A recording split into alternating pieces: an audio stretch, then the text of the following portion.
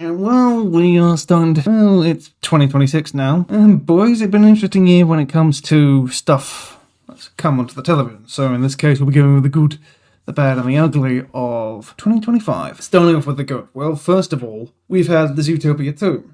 Now, I was excited about this when it first came out, and I am still excited about it now. It was a good film when I saw it in the cinemas in December, a little bit later than normal, but yeah, it was good. I mean, it added a lot of interesting things to the universe, stayed true to what it started the whole theme, this time going over the idea of identification, not colonization, which was something I was never really expecting all that much of. But yeah, it added reptiles to the universe while still staying real. And yeah, the reptiles in here I think were even more realistic than the actual mammals in terms of their behaviour. And we actually had a real talking snake that actually was like a snake. Yeah. That was interesting, along with explaining how the weather walls were developed, and a lot of interesting lore about the universe itself, like how Zootopia actually was started up, and how it began to develop over time. And the villains weren't half bad either. Also in the good was, well, Knights of Gquuuuuux. I'm looking forward to this one. The first episode was good as a whole, sets up a very interesting universe, lots of potential implications for the lore, and a lot of interesting things going forward. Another thing that was good, at least in my opinion, was the fact of Gundam Gquuuuuux. Okay, first of all, yeah, I know. I like Gundam, it's one of my favourite anime. I put up one of my favourite anime series all the time, it's the first one that got me going, so maybe there's a bit of nostalgia there, but I mean, it's decent. I mean, it's a decent Gundam show. It's a bit short for my liking, only 12 to 13 episodes, but besides that, it was actually fairly decent. Also, what was good was the ongoing couple of other anime that have come out recently, including Deadman Wonderland. That was definitely quite good, I'd say, as how the fact the using the Disney villains as characters for the actual anime itself. Another thing I think that was definitely very good going into this year and coming out of it was K-pop Demon Hunters. Yeah, that was an absolute blast and came out of nowhere. Music, demon hunting, entertaining dramatic plotline, yeah, that was good.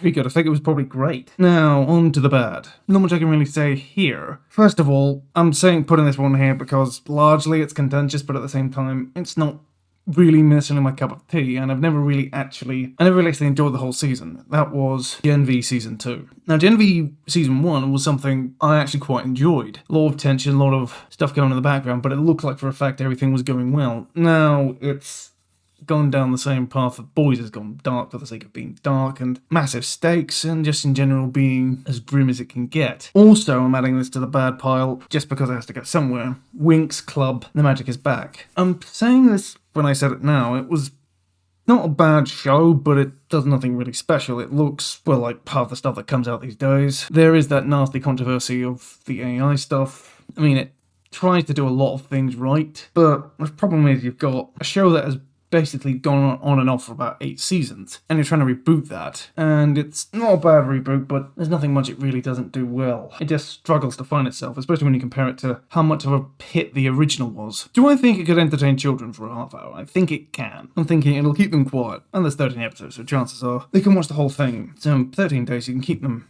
out of your hair for a while. Now, on to the ugly stuff. First of all, you had the AI controversy. Winx Club The Magic is Back. Yeah, the fact the studio actually went out and said the fact they actually used AI in its creation after it was rumoured to be doing so, yeah, that was not exactly something I think it should have been done, but then again, maybe it might be a trial run.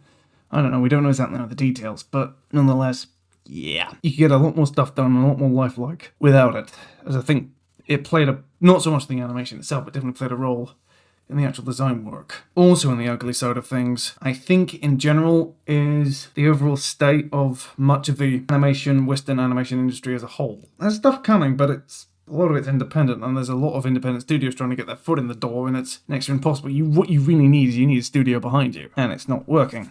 Another thing I'm thinking has been quite ugly recently has been these continued, I think, push for artificial intelligence across the industry. There have been pushbacks against it, but it keeps popping up again and again and again. There are ways to use it, I think. There are definitely a lot of ways it can be useful as a tool of, I wouldn't say necessarily speeding up the process, but smoothing things out. But that's just me. I'm, in actual fact, going to try an AI tool now to actually streamline this a bit before we get going. But yeah, that's just been ugly, and it's back and forth. I think there are use cases for it, and I think there are use cases that aren't about it. Before I need to go, I think a couple of things I wanted to put in the good section, but couldn't really wait. Pokemon Concierge, the last 4 episodes of the first season, yeah, that was good. The ultimate feel-good show is back and doing its stuff again. And at the same time, I think just in general, I'm feeling optimistic about Knights of Gquuuuuux as a whole, but I'm thinking Glitch has got limited resources at the moment. They need to get, I think, either a bigger studio set or perhaps trying to get some of their stuff on an actual proper streaming platform. Of course, they've got to find someone to do that actually won't compromise their creative control. Well, Universe, like, comment, subscribe, and I'll see you in the next one. Cheerio!